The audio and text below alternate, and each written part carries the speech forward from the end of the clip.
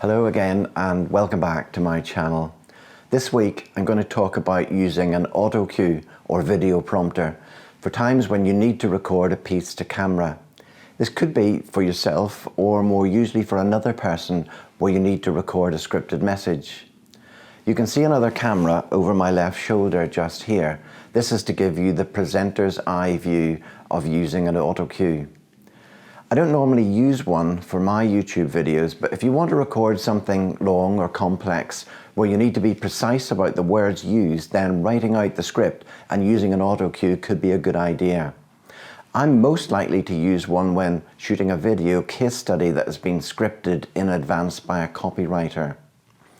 In this video, I'm going to introduce you to the benefits and also the disadvantages of using an Autocue and talk about the equipment that I use. It will be followed by two short videos, the first aimed at the videographer, providing tips and techniques to make best use of an Autocue, and the second providing guidance for the subject and talking about how to be natural and give the very best performance using a prompter.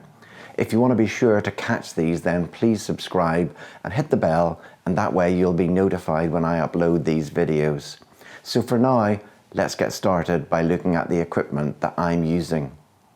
I'm using the Datavideo TP-500 DSLR tablet teleprompter kit. As the full name suggests, it's intended for use with a DSLR or mirrorless camera, and the text is displayed with the help of an iPad or Android tablet. In my case, I'm using my Sony A7R Mark II and a Samsung Note 10.1, which is quite old, but it still does the job.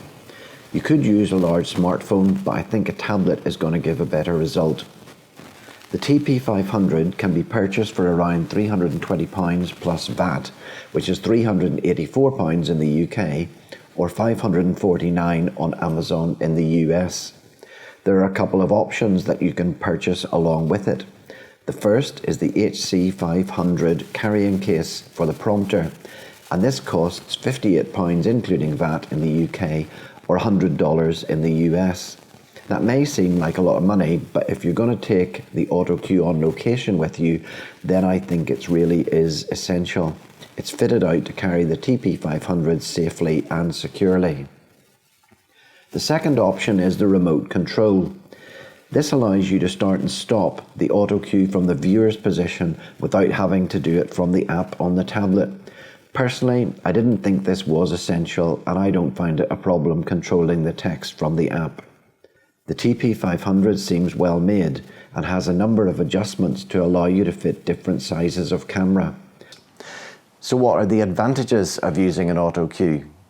The obvious advantage is that you can record a piece to camera fairly easily with no mistakes.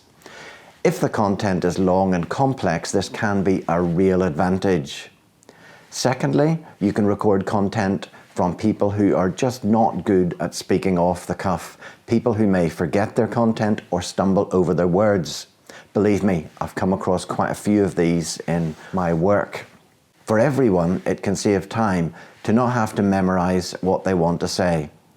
And what then are the disadvantages? There is, of course, the cost. For the kit I use, that's around £450 in the UK or $650 in the US, not inconsiderable. So you're only going to buy one if you do quite a bit of this type of work. Another point to be aware of is that it's another piece of equipment that you have to transport and manage. And of course there is the assembly time.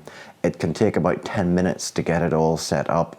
And finally, it can sometimes make the presenter seem less natural and maybe a bit wooden. They can appear as if they're reading rather than talking to the camera.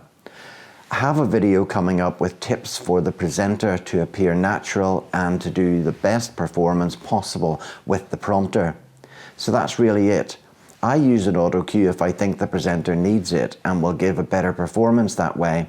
And if the subject is comfortable with just talking naturally to the camera, I just leave it out. I hope this has answered a few questions. Please do give the video a like if it was useful, and look out for the next two videos. One has tips for the videographer and the other has tips for the presenter. If you would like to be notified when these are uploaded, please subscribe and hit the bell.